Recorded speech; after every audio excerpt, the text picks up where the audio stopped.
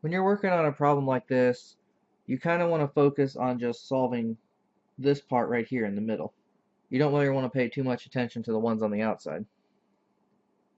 So if you were just trying to solve normally this middle part, the negative 2z plus 1, you would normally say that you wanted to subtract 1.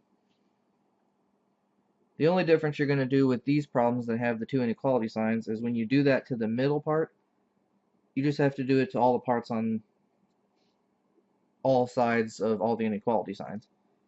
So negative 9 minus 1 will be negative 10. The negative 1 will cancel out the positive 1 that we had to start with. And then negative 5 minus 1 is negative 6. Now again, if we only focus on the middle part, we would normally say I want to divide by negative 2. And again, whatever you do to the middle part, just make sure you do to every part.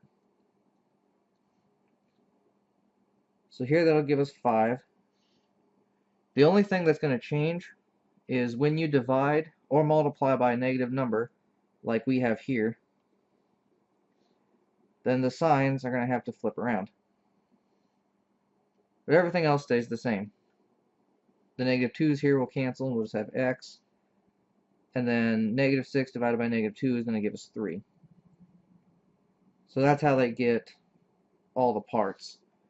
If they would ask for interval notation, you would just have to make sure they were lined up from lowest to highest. Kind of like that.